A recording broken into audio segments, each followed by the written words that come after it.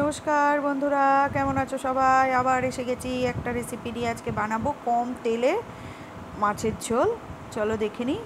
আমি এই যে কড়াইতে অল্প একটু সামান্য সর্ষের তেল দিয়ে তাতে কালো জিরে কাঁচা লঙ্কা ফোড়ন দিয়ে পটল আর আলুগুলো ভেজে নেব।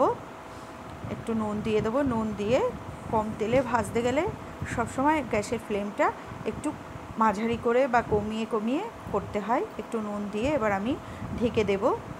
আর সবসময় ঢেকে ঢেকে করলে জিনিসগুলো বেশ গলেও যায় এবং সুন্দর ভাজাও হয়। এবার একটু খানিকক্ষণ ভাজা হয়ে গেছে। এবার আমি একটু কয়েক পেঁয়াজ দিয়ে দেবো। পেঁয়াজটাকে দিয়েও আমি একটু নাড়িয়ে চাড়িয়ে একটু হলুদ দিয়ে দেবো, দিয়ে নাড়িয়ে আবার ঢেকে দেব। এই যে ঢেকে দেব। এরম ঢেকে ঢেকে করলে সব জিনিসগুলো গলেও যাবে এবং তেল কম আছে বলে যে বোঝাও যাবে না।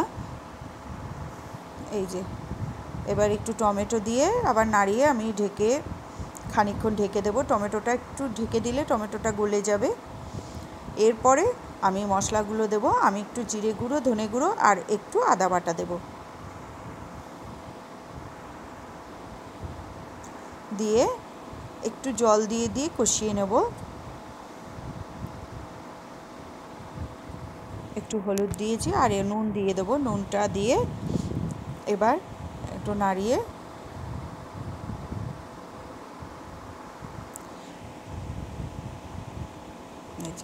আবার একটু ঢেকে দেব। দিয়ে আমি কিন্তু মাছগুলো ভাজিনি। মাছ আমার সব কাঁচা মাছই দেব। টাটকা মাছে এই ঝোলটা খুব সুন্দর লাগে। এই যে মাছগুলো আমার মশলাটা সম্পূর্ণ কষানো হয়ে গেলে তারপরে মাছগুলো দিতে হবে। দিয়ে 3-4 মিনিট মতো মাছটা একটু এপিট ওপিট করে একটু মশলার সঙ্গে নাড়িয়ে নিতে হবে।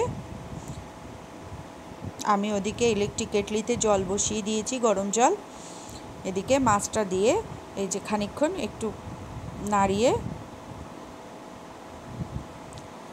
এবার আমি আমার ইলেকট্রিক কেটলিতে গরম করে রাখা জলটা দিয়ে দেব। দিয়ে আমি নাড়িয়ে ঢেকে দেব।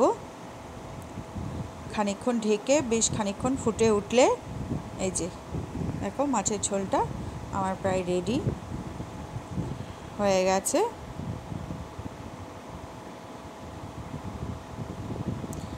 এই যে মাছের ঝোলে দেখে রেডি। এবার গ্যাসের ফ্লেমটা বন্ধ করে মাছের ঝোলটা আমি ঢেলে নেব। মাছের ঝোল রেডি টু সার্ভ। ভালো লাগলে আমার চ্যানেলটাকে লাইক ও সাবস্ক্রাইব করে